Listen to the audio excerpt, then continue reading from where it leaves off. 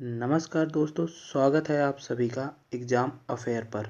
आज हम बात करेंगे 20 इम्पॉर्टेंट क्वेश्चन प्राचीन इतिहास के। तो चलिए शुरू करते हैं।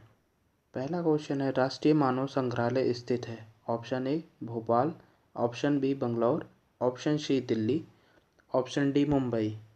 तो इसका राइट आंसर हो जाएगा ऑप्शन ए भोपाल। तो अगले क्वेश्चन की तरफ बढ़ते हैं। अगला क्वेश्चन है हमारा, भारत का सबसे बड़ा हड़प्पन पुरास्थल है? Option A Banawali, option B Dholavira, option C Rakhigarh, option D Lothal. इसका सही जवाब हो जाएगा ऑप्शन सी राखीगढ़ी। बढ़ते हैं तीसरे क्वेश्चन की तरफ।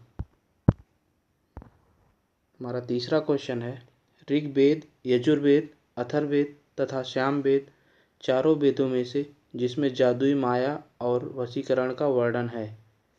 तो इसका सही जवाब है ऑप्शन सी अथर्ववेद। इसका सही जवाब हो जाएगा ऑप्शन सी अथर्ववेद। चलिए क्वेश्चन 4 की तरफ चलते हैं। क्वेश्चन 4 है, ऋग्वैदिक काल की प्रारंभ में महत्वपूर्ण मूल्यवान संपत्ति समझा जाता था? ऑप्शन ए जमींदार, ऑप्शन बी गाय, ऑप्शन सी बैल, ऑप्शन डी सिक्के। तो इसका सही जवाब हो जाएगा ऑप्शन बी गाय। गाय को जो है ऋग्वैदिक काल में प्रारंभिक महत्वपूर्ण मूल्यवान संपत्ति समझा जाता था। ऑप्शन बी गाय राइट हो जाएगा। बुद्ध ने सर्वाधिक उपदेश दिए थे? Option A Shravasti, option B Sarnath, option C Vaishali, option D Kushinagar.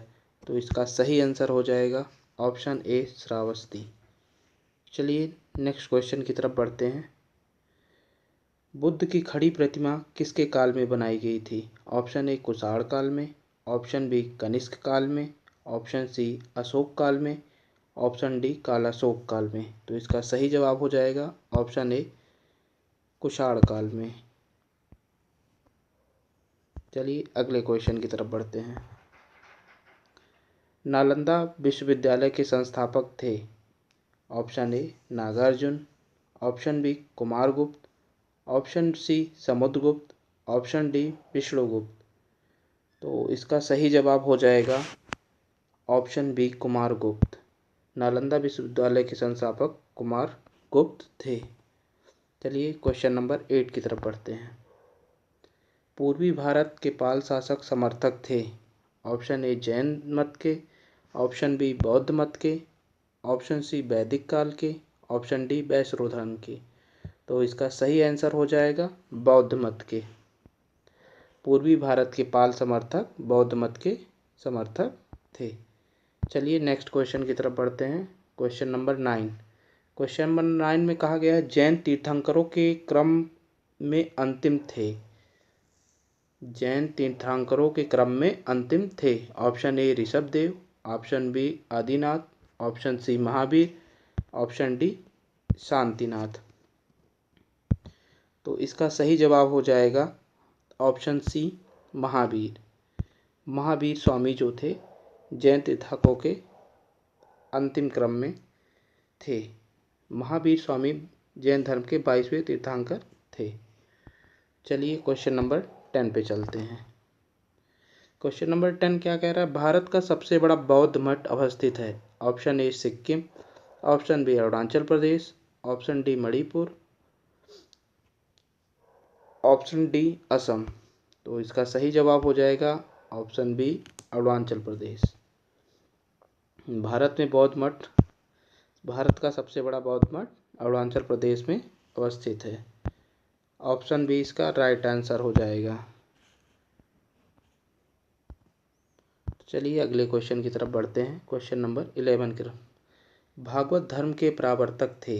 Option A Krishna, option B Varaha, option C Vasudeva, option D Balram. तो इसका सही जवाब हो जाएगा ऑप्शन ए कृष्ण। कृष्ण जो थे भागवत धर्म के प्रवर्तक थे। चलिए नेक्स्ट क्वेश्चन की तरफ बढ़ते हैं। Question number 12। भारत के प्राचीनतम प्राप्त सिक्के थे? ऑप्शन ए चांदी, ऑप्शन बी सोना, ऑप्शन सी पीतल, ऑप्शन डी कागज। तो इसका सही जवाब हो जाएगा ऑप्शन ए चांदी। चलिए अगले क्वेश्चन की तरफ बढ़ते हैं। क्वेश्चन नंबर 13, सम्राट अशोक के तीर्थ यात्रा का सही क्रम है। सम्राट अशोक के तीर्थ यात्रा का सही क्रम है। ऑप्शन ए लुम्बिनी, कपिलवस्तु, बोधगया, सारनाथ, कुशीनगर और श्रावस्ती। ऑप्शन बी में कह रहा है कि Kapilavastu, Bodhgaya, Lumbini, Sarnath, Shravasti. Option C Shravasti, Sarnath, Lumbini, Kapilavastu. Option D Sarnath, Bodhgaya, Kapilavastu, Lumbini और श्रावस्ती। तो इसका सही जवाब हो जाएगा ऑप्शन ए लुम्बिनी, कपिलवस्तु, बोधगया, सारनाथ, कुशीनगर और श्रावस्ती। चलिए अगले क्वेश्चन की तरफ बढ़ते हैं। अगला क्वेश्चन कह रहा है चरक संहिता नामक पुस्तक संबंधित है। ऑप्शन ए चिकित्सा से, ऑप्शन बी कामसूत्र से, ऑप्शन सी अर्थशास्त्र से, ऑप्शन डी जादू टोना से। तो चरक संहिता संबंधित है चिकित्सा से। तो इसका सही जवाब हो जाएगा ऑप्शन ए, चरक संहिता चिकित्सा से संबंधित है। क्वेश्चन नंबर 15 की तरफ बढ़ते हैं। बेल्लूर मठ, बेल्लूर मठ बहुत प्रसिद्ध मठ है, स्थित है। पूछ रहा है कहाँ पे स्थित है Belur Math. Option A Kolkata, option B Assam, option C Madurai, option D Tirumala. तो इसका सही जवाब हो जाएगा ऑप्शन ए कोलकाता। तो चलिए क्वेश्चन नंबर 16 की तरफ बढ़ते हैं। ईंट निर्मित मंदिर है। Option A Bhitargaon, option B Deogarh, option C Bhumara, option D Eran. इसमें पूछा है ईंट निर्मित मंदिर है। ऑप्शन ए भीतरगांव इसका सही जवाब होगा। भीतरगांव का मंदिर जो है ईंट निर्मित मंदिर है। चलिए अगले क्वेश्चन की तरफ बढ़ते हैं। क्वेश्चन नंबर 17 है। गुप्तोत्तर युग में प्रमुख व्यापारिक केंद्र था। Option A Kannauj, option B Bihar, option C Mathura, option D Vidisha. गुप्तोत्तर युग में प्रमुख व्यापारिक केंद्र था। Option A Kannauj. कन्नौज जो है गुप्तोत्तर युग में प्रमुख व्यापारिक केंद्र हुआ करता था। चलिए क्वेश्चन नंबर 18 की तरफ बढ़ते हैं। क्वेश्चन नंबर 18 क्या कह रहा है? रजत सिक्के जारी करने वाला प्रथम गुप्त शासक था। रजत सिक्के जारी करने वाला प्रथम गुप्त शासक था। ऑप्शन ए चंद्रगुप्त द्वितीय, ऑप्शन बी चंद्रगुप्त प्रथम, option C Ashoka, option D Chandragupta तृतीय। तो इसका सही जवाब हो जाएगा ऑप्शन ए चंद्रगुप्त द्वितीय।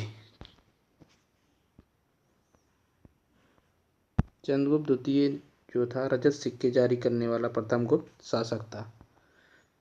चलिए क्वेश्चन नंबर 19 की तरफ बढ़ते हैं। क्वेश्चन नंबर 19 कह रहा है अश्वघोष, वासुमित्र, कालिदास तथा कंबन में से जो कनिष्क का समकालीन था। इसमें अश्वघोष, वासुमित्र, कालिदास तथा कंबन में से कनिष्क का समकालीन थे। इसका ऑप्शन ए हो जाएगा अश्वघोष और Vasumitra, option B Kalidas, option C Kamban, option D Kalidas और कंबन। तो इसका सही जवाब हो जाएगा अश्वघोष और वासुमित्र। अश्वघोष और वासुमित्र जो थे ये जो है कालिदास में से कनिष्क के समकालीन थे। अश्वघोष और वासुमित्र कनिष्क के समकालीन थे। चलिए क्वेश्चन नंबर 20 जो कि ये आखिरी क्वेश्चन है। इसमें क्या कहा गया है कि वह शासक जिसको सर्वप्रथम सोने के सिक्के जारी करने का श्रेय दिया जाता है। वह शासक जिसको सर्वप्रथम सोने के सिक्के जारी करने का श्रेय दिया जाता है। Option A Vima Kadphises, option B Kartikeya, option C Kanishka, option D Vishakhadatta. तो इसका सही जवाब हो जाएगा ऑप्शन ए बिमकोटफेसिस। बिमकोटफेसिस जो है सर्वप्रथम सोने के सिक्के जारी करने का श्रेय इसी को दिया जाता है। तो ऑप्शन ए करेंगे टिक, ऑप्शन ए राइट आंसर हो जाएगा हम लोग का। तो आज का हमारा 20 क्वेश्चन समाप्त होते हैं। अगर आपको वीडियो अच्छी लगी हो तो लाइक करें, शेयर करें, सब्सक्राइब करें। धन्यवाद।